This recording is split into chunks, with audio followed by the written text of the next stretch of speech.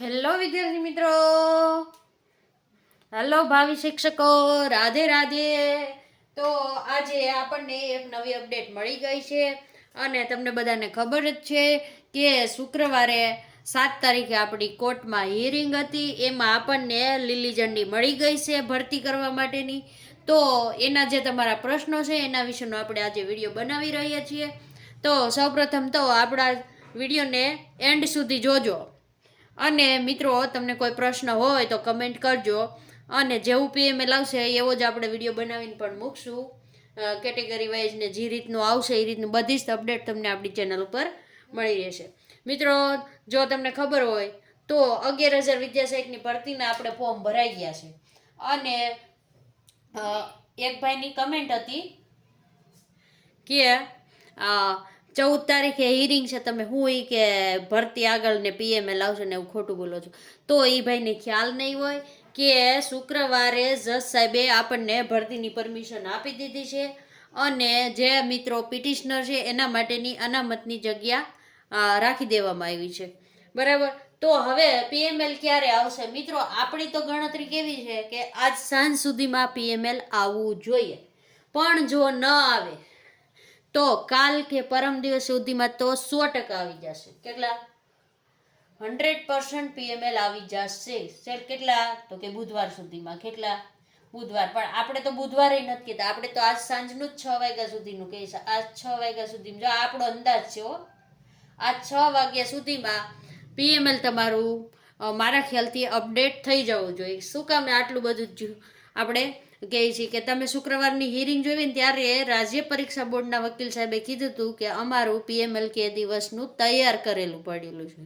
તમને ખબર છે મિત્રો કે ડીએલએડના માર્ક તો ક્યારના પોર્ટલ ખોલીને ઉમેરાવી દીધા હતા, એટલે પીએમએલ તૈયાર જ છે. તો પીએમએલ આજ સાંજ સુધીમાં 99% આવવાના ચાન્સીસ છે, પણ 1% આપણે કાલે અથવા પરમ દિવસે રાખીએ છીએ. બરાબર.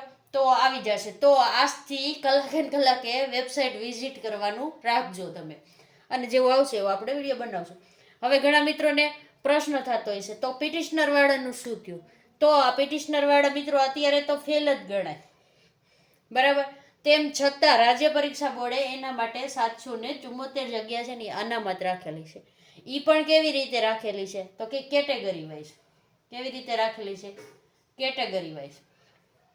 હવે કેટેગરીમાં જેટલા ટકા અનામત આવતું હોય એટલા ટકા પ્રમાણે જેટલા પિટિશનર રહેશે એ રીતે કંઈક સેટઅપ કરેલું છે. આપણને એની બહુ માહિતી નથી, પણ આપણી જે 11,000ની ભરતી છે એમાંથી 774 જેટલી જગ્યા પિટિશનર માટે અનામત રાખેલી છે અને બાકીની જે જગ્યા વધી એના ઉપર આપણું પીએમએલ જાહેર થવાનું છે. ને એક મિત્રનો હતો કે કેટલા ફોર્મ ભરાણા, તો આપણને પ્રોપર માહિતી નથી કે આ 11,000ની વિદ્યાસહાયક ભરતીમાં કેટલા ફોર્મ ભરાણા, પણ આપણે જો ગણીને ચાલીએ ને તો 10,500 જેટલા એને આજુબાજુમાં ફોર્મ ભરાણા છે. આમાંથી ઘણા શિક્ષક મિત્રોએ પાસ હશે ને ખાલી કયો સ્થળ ને કયો જિલ્લો મળી જોવા પણ ભરેલું હોય છે, એટલે એ ન ગણતા તો આપણે 10,300 કે એથી આસપાસ વિદ્યાસહાયક ભરવાના થશે આ જગ્યા બાદ કરતા 11,000. જો અત્યારે તમારું મહેકમને જે કામ ચલાવવા આવ્યું ને, તમે સર્વ શિક્ષા અભિયાન ઉપર જોયું હોય તો જે સેટઅપ 7 તારીખે કેમ કંઈક અપડેટ કરી દીધું છે કે કયા જિલ્લામાં કયા સ્કૂલમાં કઈ જગ્યાએ શિક્ષકો 1 થી 5માં કેટલા ઘટે અને 6 થી 8માં કેટલા ઘટે, બંનેની માહિતી આપેલી છે. એના ઉપર આપણે વિડીયો બનાવવાના છે, પણ મિત્રો આજે ફાઇનલ ખબર પડે ને સેટઅપની એટલે આપણે વિડીયો બનાવશું. બરાબર. તો એના ઉપરથી તમારા આજુબાજુમાં ક્યાંક ગામમાં જગ્યા ખાલી છે, તમારા આજુબાજુ કઈ પે સેન્ટરની સ્કૂલમાં જગ્યા ખાલી છે, બધું જ તમને આપણે વિડીયો બનાવશું ને એમાં તમને જોતા શીખવાડશું કે તમારા ગામની, તમારા જિલ્લાની કે તમારે જે જિલ્લામાં લેવું છે ત્યાં કઈ સ્કૂલમાં 1 થી 5માં કેટલા શિક્ષકોની ઘટ છે, એ બધા માટેનો એક વિડીયો બનાવશું. આજે ટાઈમ મળશે તો આજે, નકર કાલે. શું કામ કાલનું કહીએ છીએ મિત્રો કે જો તમને ખ્યાલ હોય ને તો આપણને એ કામ ચલાવ સેટઅપ છે ને એ સર્વ શિક્ષા અભિયાનના ઉપર આપી દીધેલું હતું.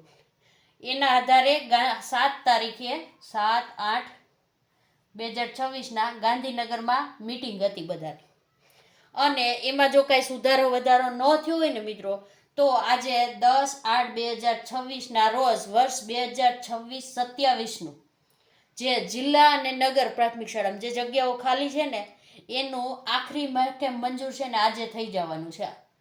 શું થઈ જવાનું છે કે આ જિલ્લામાં કેટલા શિક્ષકો ભરવાના છે, પછી સંખ્યા ક્યાંક ઘટી હોય તો કેટલાને બીજામાં સમાવવાના છે, એ બધું કરીને અને મહેકમ મંજૂર આજે કરી દેવાના છે. આજે 10 તારીખ, 7 તારીખે બેઠક હતી બધા જિલ્લાના હોય ને હેડ એ બધાની, તો આજે તમને આ પણ મહેકમ મંજૂર આજ લગભગ 6 વાગ્યા સુધીમાં થઈ જશે તમારું.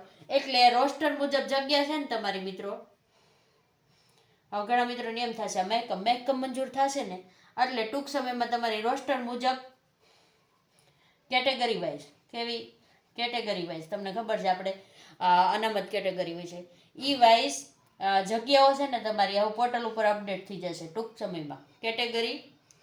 કેટેગરીની જગ્યાઓ જેટલી હશે એટલી પોર્ટલ ઉપર મૂકવામાં આવશે, અને સમજી લ્યો ને પોર્ટલ ઉપર મુકાશે. આપણે જ્યારે આંદોલન કર્યું ત્યારે આપણી મેઇન માંગ આ પણ હતી કે પોર્ટલ ઉપર જગ્યા અપડેટ કરવામાં આવે. પછી આપણે તો 7 તારીખ જ PMLને 6 વાગ્યા લગીનો સમય હતો, પણ એને કારણે આ બધું તમારું PML ટૂંક સમયમાં આવી જશે, અને પોર્ટલ ઉપર જગ્યા મિત્રો આવતા અઠવાડિયું જેવો સમય જશે. કેવો આજે સોમવાર છે તો શુક્ર કે શનિવાર સુધીમાં તમારું કેટેગરી વાઇઝ આજ મહેકમ મંજૂર થાય એટલે આવી શકે, બરાબર. એટલે હવે તમારું PML પણ આવશે અને કેટેગરી વાર રોસ્ટર મુજબ જગ્યાઓ આવશે. તો હવે ઘણા મિત્રોને એમ થશે કે હવે આગળની પ્રોસેસ શું. જેવું તમારું PML આવશે ને મિત્રો, એવું ઘણાને મેરિટમાં થોડુંક ઉપર નીચે થયું હોય, ગણતરીમાં ભૂલ હોય, તો એના માટે શું થશે, PML આવશે ને એટલે વાંધા અરજી કરવાનો આવશે. વાંધા અરજી આપણે વાંધા અરજી કેવી, પણ આમાં સુધારો કહેવાય મેઇન, કે PML આવશે એટલે તમારું પોર્ટલ ખુલશે કે કોઈને મેરિટ બનેલું જે આવ્યું છે એમાં કાંઈ સુધારો વધારો કે માર્કમાં કાંઈ થતું હોય તો તમારી કરવાનું રહેશે. પછી ફાઇનલ મેરિટ આવશે. શું આવશે? FML, ફાઇનલ મેરિટ આવશે. અને મિત્રો ફાઇનલ મેરિટ આવશે એની સાથે જ તમને જિલ્લા પસંદગી માટેના જે તમારા નીકળવાના હોય જિલ્લા પસંદગી માટેના કોલ લેટર ને એની તારીખ ને બધું જ લગભગ મારા ખ્યાલથી સાથે અપડેટ આવી જશે. તો મિત્રો હવે જ્યારે PML આવે એટલે તમારે પહેલું કામ શું કરવાનું છે, પહેલું કામ શું કરવાનું છે અહીંયા આપણે લખી જ દઈએ. તો તમારે આપણે જે ફોર્મ ભર્યું છે ને, જે જિલ્લા સ્વીકાર કેન્દ્રમાં આપણે ફોર્મ દીધું છે એમાં જેટલા ડોક્યુમેન્ટ બધા આપણે જમા કરાવ્યા છે એના તમારે 3 સેટ બનાવવા. કેટલા? 3 સેટ. શું કામ આપણે 3 સેટ કેવી છે? જો ઓરિજિનલ તો બધા રાખવાના જો, ઓરિજિનલ બધા ડોક્યુમેન્ટ એક ફાઇલ બનાવી લેજો. પાકી ચેન વાળી આવે છે, ઝાઝા ફોલ્ડર વાળી, 20 ફોલ્ડર વાળી લેજો. ઓરિજિનલ જેવી રીતના તમે ફોર્મ ભર્યું છે એ રીતના સેટના ઓરિજિનલ બધા જ ડોક્યુમેન્ટ તમારા ફાઇલમાં ગોઠવી દેજો. અને જે આપણે વિદ્યા સહાયકનું ફોર્મ ભર્યું જિલ્લા સ્વીકાર કેન્દ્રએ જે ફાઇનલ જમા કરાવ્યું હોય ને એની 3 પ્રિન્ટ ઉકાળી લેજો. અને જે ડોક્યુમેન્ટ જમા કરાવ્યા એના બધાની 3 ઝેરોક્સ. એમાં તમારે નીચે હું લખવાનું, સેલ્ફ ટ્રુ કોપી અથવા સેલ્ફ અટેચમેન્ટ, આપણે એ પણ એક વિડીયોમાં શીખવાડી દીધું. એ રીતના 3 સેટ બનાવી લેજો. પણ એમાં તારીખ ના નાખો તો ચાલશે, જેથી તમારે નાખવું હોય તેથી, જેથી જમા કરવાનું હોય તેથી કરી દેવાનું. એક સેટ તમારો ક્યાં લઈ લેશે? જિલ્લામાં લઈ લેજો.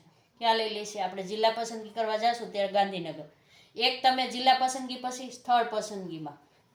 અને મિત્રો મને એવા પણ ન્યૂઝ મળ્યા, સ્થળ પસંદગી પછી તમે જ્યારે સ્કૂલમાં જમા જાઓ ને, બીજે દિવસે હાજર થાવ, બરાબર, પ્રિન્સિપાલને હાજર રિપોર્ટ લખવાનો હોય. શું હોય?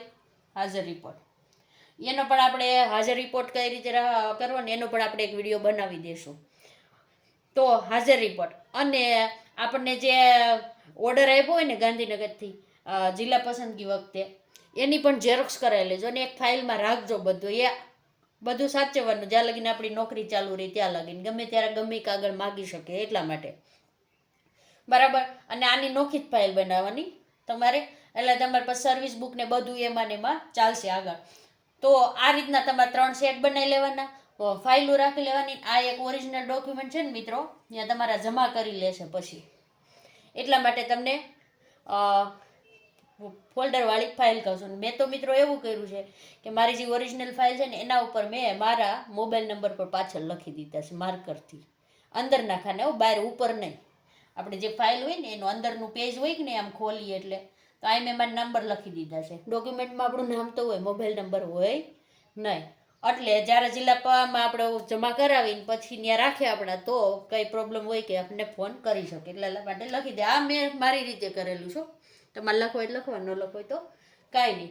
તો આટલી તૈયારી રાખજો. અને હવે આપણી નવી અપડેટ આવશે કાંઈ જેને ઝેરોક્સને એવું ન કરાવેલું એ કરાવીને સેટ તૈયાર કરી લેજો બધા. અને હવે કાંઈ નવી અપડેટ આવશે તો તરત જ આપણે વિડીયો બનાવીને મૂકશું. તો અત્યારે આપણે વિડીયોને પૂર્ણ કરીએ છીએ. રાધે રાધે.